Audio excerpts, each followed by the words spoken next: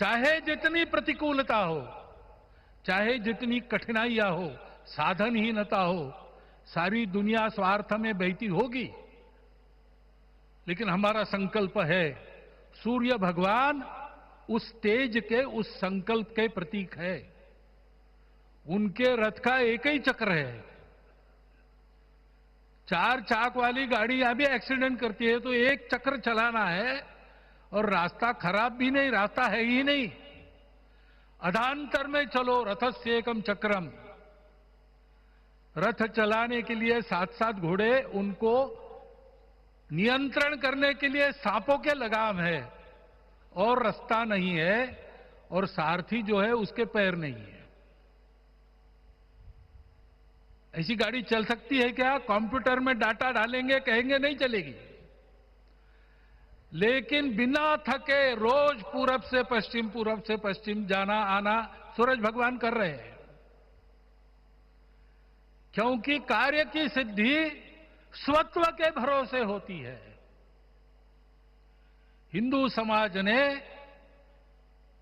लगातार 500 साल और बाद के दीर्घ आंदोलन में अपने इस स्वत्व को सिद्ध किया, और रामलला आ गए, मंदिर बन गया।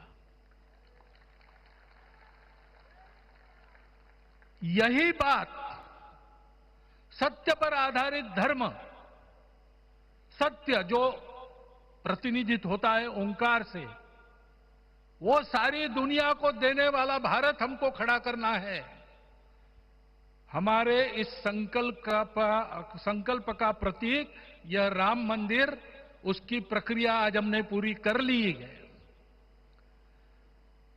यह धर्म, यह ज्ञान, यह छाया, यह सुफल संपूर्ण दुनिया में बांटने वाला भारतवर्ष खड़ा करने का काम अपना शुरू हो गया है। उसको, इस प्रतीक को देखकर, हिम्मत रखकर, उसी प्रकार सतत हर राम भक्त के हृदय में अद्वितीय संतोष है, असीम कृतज्ञता है, अपार अलौकिक आनंद है। सदियों के घाव भर रहे हैं, सदियों की वेदना आज विराम पा रही है, सदियों का संकल्प आज सिद्धि को प्राप्त हो रहा है। आज उस यज्ञ की पूर्णाहुति है जिसकी अग्नि 500 वर्ष तक प्रज्वलित रही। जो यज्ञ एक पल भी आस्था से डिगा नहीं, एक पल भी विश्वास से टूटा नहीं। आज भगवान श्री राम के गर्भगृह की अनंत ऊर्जा, श्री राम परिवार का दिव्य प्रताप इस धर्म ध्वजा के रूप में इस दिव्यतम भव्यतम मंदिर में प्रतिष्ठापित हुआ है। और साथियों, ये धर्म ध्वजा केवल एक ध्वजा नहीं, ये भारतीय सभ्यता के पुनर्जागरण का ध्वज है। इसका भगवा रंग, इस पर रचित सूर्य वंश की ख्याति, वर्णित ओम शब्द और अंकित कोविदार वृक्ष राम राज्य की कीर्ति को प्रतिरूपित करता है। ये ध्वज संकल्प है, ये ध्वज सफलता है, ये ध्वज संघर्ष से सृजन की गाथा है, ये ध्वज सदियों से चले आ रहे स्वप्नों का साकार स्वरूप है। ये धर्म ध्वज प्रभु राम के आदर्शों और सिद्धांतों का उद्घोष करेगा। ये धर्म ध्वज आह्वान करेगा, सत्यमेव जयते नानृतम, यानी जीत सत्य की ही होती है, असत्य की नहीं। ये धर्म ध्वज उद्घोष करेगा, सत्यम एक पदम ब्रह्म सत्य धर्म प्रतिष्ठित, अर्थात सत्य ही ब्रह्म का स्वरूप है, सत्य में ही धर्म स्थापित है। ये धर्म ध्वज प्रेरणा बनेगा, प्राण जाए पर वचन न जाही, अर्थात जो कहा जाए वही किया जाए। ये धर्म ध्वज संदेश देगा, कर्म प्रधान विश्व रची राखा, अर्थात विश्व में कर्म और कर्तव्य की प्रधानता हो। ये धर्म ध्वज कामना करेगा, बैर न विग्रह आस न त्रासा, सुखमय ताही सदा सब आशा, यानी भेदभाव पीड़ा परेशानी से मुक्ति, समाज में शांति और सुख हो। ये धर्म ध्वज हमें संकल्पित करेगा, नहीं दरिद्र को दुखी न दीना, यानी और साथियों इसके लिए भी हमें प्रभु राम से सीखना होगा, हमें उनके व्यक्तित्व को समझना होगा, हमें उनके व्यवहार को आत्मसात करना होगा। हमें याद रखना होगा, राम यानी आदर्श, राम यानी मर्यादा, राम यानी जीवन का सर्वोच्च चरित्र, राम यानी सत्य और पराक्रम का संगम। दिव्य गुणे शक्र समो राम सत्य पराक्रम, राम यानी धर्म पथ पर चलने वाला व्यक्तित्व, राम सत्पुरुषो लोके सत्य सत्यपरायण, राम यानी जनता के सुख को सर्वोपरि रखना, प्रजा सुखत्वे चंद्रस्य, राम यानी धर्म और क्षमा का दरिया, वसुधाया क्षमा गुणे है, राम यानी ज्ञान और विवेक की पराकाष्ठा, बुद्धया बृहस्पते तुल्य, राम यानी कोमलता में दृढ़ता, मृदु पूर्वज भाषते, राम यानी कृतज्ञता का सर्वोच्च उदाहरण, कदाचन नोपकारेण कृति नैकेन तुष्यति, राम यानी श्रेष्ठ संगति का चयन, शिला वृद्धे ज्ञान वृद्धे वयोवृद्धे च सज्जनई, राम यानी विनम्रता में महाबल, वीर्यवान च वीर्येण महता स्वेन विस्मित, राम यानी सत्य का अडिग संकल्प, न च अनुत्र कथो विद्वान, राम यानी जागरूक अनुशासित और निष्कपट मन, निस्तिंद्र अपम्रत च स्वदोष परदोषवित। साथियों, राम सिर्फ एक व्यक्ति नहीं, राम एक मूल्य है, एक मर्यादा है, एक दिशा है। अगर भारत को साल 2047 तक विकसित बनाना है, अगर समाज को सामर्थ्यवान बनाना है, तो हमें अपने भीतर राम को जगाना होगा, हमें अपने भीतर के राम की प्राण प्रतिष्ठा करनी होगी। और इस संकल्प के लिए आज से बेहतर दिन और क्या हो सकता है। साथियों, 25 नवंबर का यह ऐतिहासिक दिन अपनी विरासत पर गर्व का एक और अद्भुत क्षण लेकर आया है।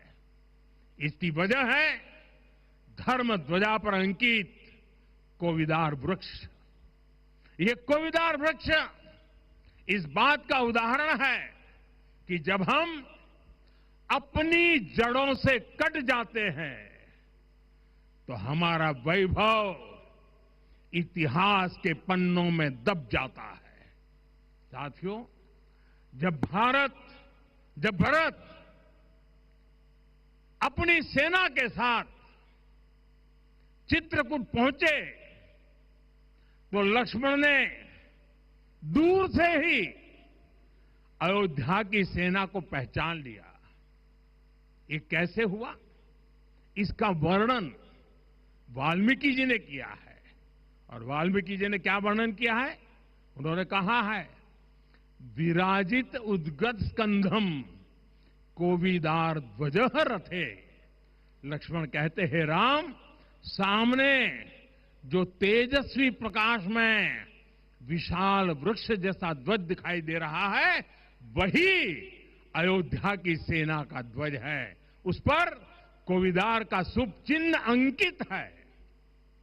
साथियों, आज जब राम मंदिर के प्रांगण में कोविदार फिर से प्रतिष्ठित हो रहा है, यह केवल एक वृक्ष की वापसी नहीं है, यह हमारी स्मृति की वापसी है, हमारी अस्मिता का पुनर्जागरण है, हमारी स्वाभिमानी सभ्यता का पुनः उद्घोष है। कोविदार वृक्ष हमें याद दिलाता है कि जब हम अपनी पहचान भूलते हैं तो हम स्वयं को खो देते हैं, और जब पहचान लौटती है तो राष्ट्र का आत्मविश्वास भी लौट आता है। और इसलिए मैं कहता हूं, देश को आगे बढ़ना है तो अपनी विरासत पर गर्व करना होगा। साथियों, अपनी विरासत पर गर्व के साथ साथ एक और बात भी महत्वपूर्ण है, और वो है गुलामी की मानसिकता से पूरी तरह मुक्ति। आज से 190 साल पहले 190 साल पहले साल 1835 में 1835 में मैकाले नाम के एक अंग्रेज ने भारत को अपनी जड़ों से उखाड़ने के बीज बोए थे। मैकाले ने भारत में मानसिक गुलामी की नींव रखी थी। 10 साल बाद यानी 2035 में उस अपवित्र घटना को 200 वर्ष पूरे हो रहे हैं। कुछ दिन पहले मैंने एक कार्यक्रम में आग्रह किया था कि हमें आने वाले 10 वर्षों तक उस 10 वर्षों का लक्ष्य लेकर चलना है कि भारत को गुलामी की मानसिकता से मुक्त करके रहेंगे। साथियों, सबसे बड़ा दुर्भाग्य यह है कि मैकाले ने जो कुछ सोचा था उसका प्रभाव कहीं व्यापक हुआ। हमें आजादी मिली, लेकिन हीन भावना से मुक्ति नहीं मिली। हमारे यहां एक विकार आ गया कि विदेश की हर चीज, हर व्यवस्था अच्छी है और जो हमारी अपनी चीजें हैं उनमें खोट ही खोट है। साथियों, गुलामी की यही मानसिकता है जिसने लगातार यह स्थापित किया। हमने विदेशों से लोकतंत्र लिया। कहा गया कि हमारा संविधान भी विदेश से प्रेरित है, जबकि सच ये है कि भारत लोकतंत्र की जननी है, मदर ऑफ डेमोक्रेसी है। लोकतंत्र हमारे डीएनए में है। साथियों, अगर आप तमिलनाडु जाएंगे तो तमिलनाडु के उत्तरी हिस्से में उत्तीर मेरूर गांव है। वहां हजारों वर्ष पहले का एक शिलालेख है। उसमें बताया गया है कि उस कालखंड में भी कैसे लोकतांत्रिक तरीके से शासन व्यवस्था चलती थी, लोग कैसे सरकार चुनते थे। लेकिन हमारे यहां तो मैग्ना कार्टा की प्रशंसा का ही चलन रहा। हमारे यहां भगवान बसवन्ना, उनके अनुभव मंटपा की जानकारी भी सीमित रखी गई। अनुभव मंटपा यानी जहां सामाजिक, धार्मिक और आर्थिक विषयों पर सार्वजनिक बहस होती थी, जहां सामूहिक सहमति से निर्णय लिए जाते थे।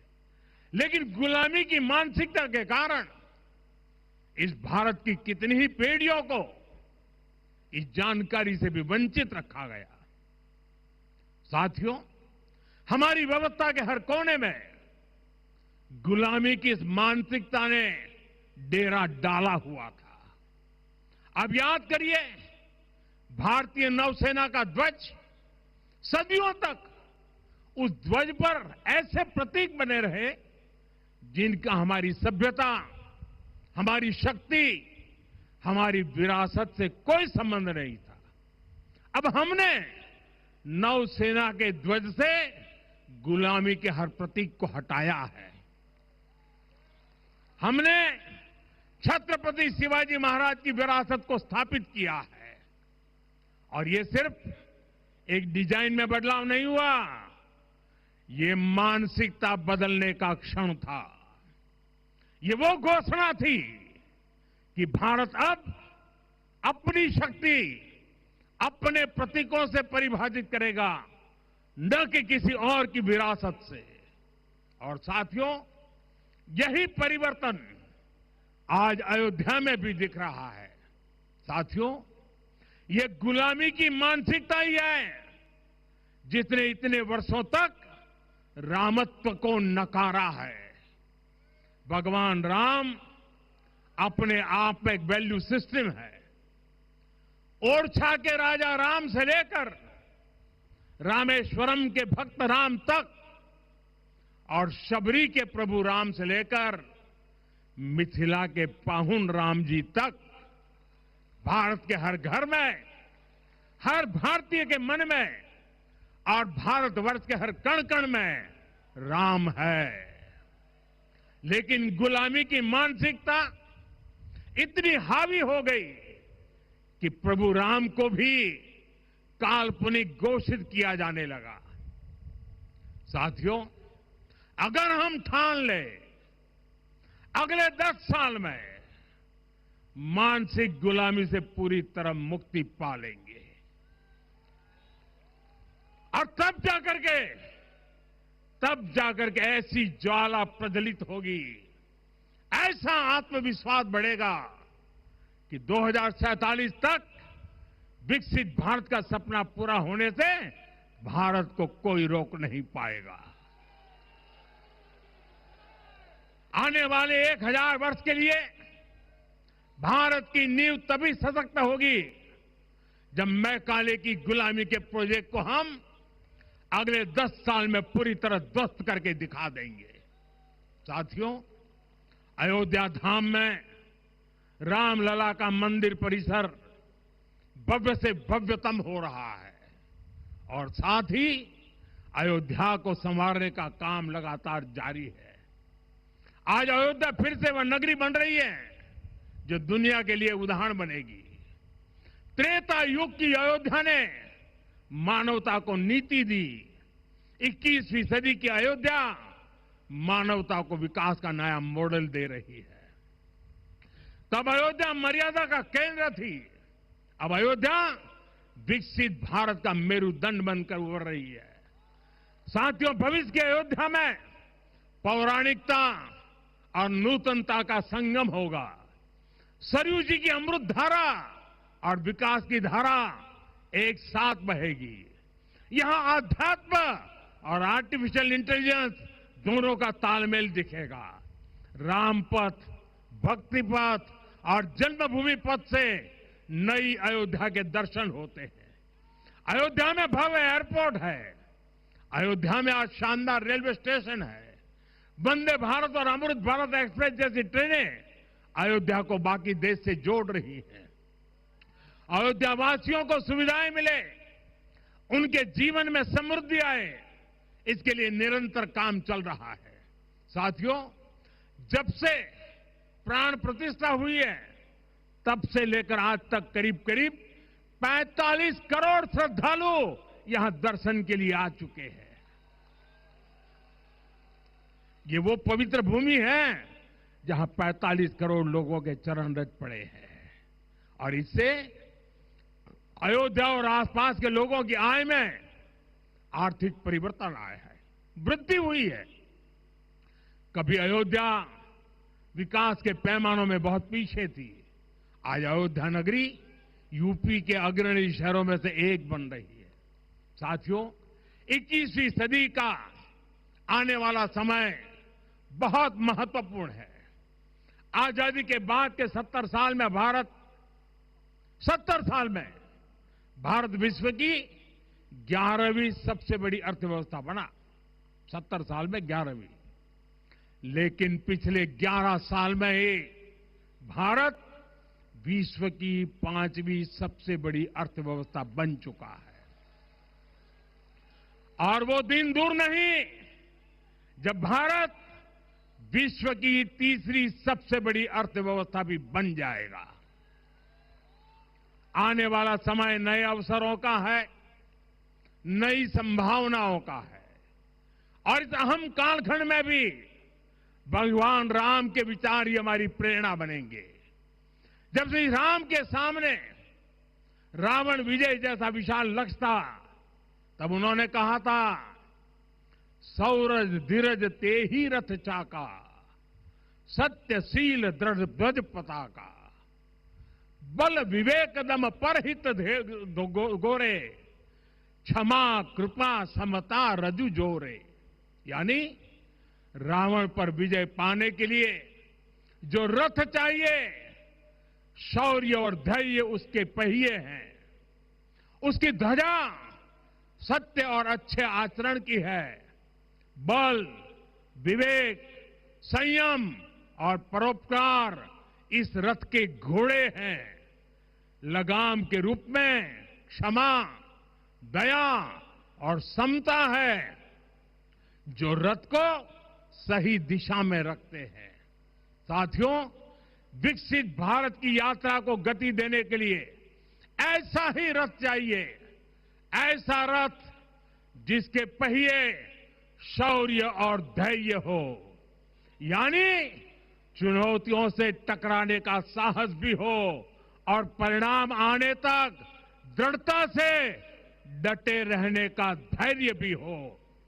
ऐसा रथ जिसकी ध्वजा सत्य और सर्वोच्च आचरण हो, यानी नीति नियत और नैतिकता से समझौता कभी न हो। ऐसा रथ जिसके घोड़े बल विवेक संयम और परोपकार हो, यानी शक्ति भी हो, बुद्धि भी हो, अनुशासन भी हो और दूसरों के हित का भाव भी हो। ऐसा रथ जिसकी लगाम क्षमा करुणा और संभाव हो, यानी जहां सफलता का अहंकार नहीं और असफलता में भी दूसरों के प्रति सम्मान बना रहे। और इसलिए मैं आदरपूर्वक कहता हूं, ये पल कंधे से कंधा मिलाने का है, ये पल गति बढ़ाने का है। हमें वो भारत बनाना है जो राम राज्य से प्रेरित हो, और ये तभी संभव है जब स्वयं हित से पहले देश हित होगा, जब राष्ट्र हित सर्वोपरि रहेगा। एक बार फिर आप सभी को बहुत बहुत शुभकामनाएं देता हूं। जय सिया राम, जय सिया राम, जय सिया राम। माननीय प्रधान। तो ये बेहद खूबसूरत अलौकिक दृश्य आप देख सकते हैं, श्रद्धालुओं के चेहरे पर किस तरीके से मुस्कान है। बंधु खड़े होकर संतोष का वो उनके भाव है आगमन पर अपनी कृतज्ञता। और ये बेहद खूबसूरत दृश्य है जब 500 साल बाद आखिरकार राम मंदिर संपूर्ण हो चुका है। राम मंदिर में धर्म ध्वज लहरा रहा है और इस बात का ये संकेत है, संदेश है कि यहाँ पर भगवान का घर है, रामलला स्वयं विराजते हैं। और 500 साल बाद ये मौका है और ये अनुभूति कलयुग में त्रेता युग की करा रही है। ये तस्वीरें बेहद अलौकिक जो आपकी टीवी स्क्रीन पर खुद प्रधानमंत्री मोदी ने भी साफ तौर पर कहा, भारत विकसित तभी बनेगा जब अपनी संस्कृति, सभ्यता और आध्यात्म को पहचाने। गुलामी की जो मानसिकता है आपको भूलना होगा और उसके बाद ही आप विकसित बन सकते हैं, भारत का विकास हो सकता है। ये तमाम दृश्य, ये तमाम तस्वीरें आपको दिखा रहे हैं। तो अयोध्या का ये एक नया अध्याय है जो कि स्वर्णिम अक्षरों में लिखा जा चुका है। ये पताका जो अब राम मंदिर के शिखर पर है, इस बात का संदेश है कि इस मंदिर में खुद भगवान यानी कि देवों की शक्ति है। ये भगवान का घर है जहां पर भगवान हमेशा दर्शन भी देंगे और भारत पर आशीर्वाद बनाए रखेंगे। अयोध्या ने एक बार फिर से इतिहास रचा है। ये तमाम तस्वीरें हैं। तस्वीरों में आपको प्रधानमंत्री मोदी, मुख्यमंत्री योगी आदित्यनाथ और आनंदीबेन पटेल नजर आ रही हैं। और ये दृश्य है राम मंदिर के प्रांगण का। पीएम मोदी लोगों को संबोधित करके लोगों का अभिवादन यहां पर स्वीकार कर रहे हैं, लोगों से बातचीत कर रहे हैं और साफ तौर पर उन्होंने एक संदेश भी दिया है कि आपको खुद सशक्त होना होगा, उस मानसिकता को त्यागना होगा जो आपको गुलाम बनाती है। तो रामनगरी में उत्सव धर्म ध्वजा का ये बेहद खूबसूरत पावन महोत्सव, भक्तों का इंतजार अब खत्म हो चुका है और पीएम मोदी ने केसरिया ध्वज फहराया है। स्वर्णिम अक्षरों में आज का ये दिन ऐतिहासिक पन्नों में दर्ज रहेगा।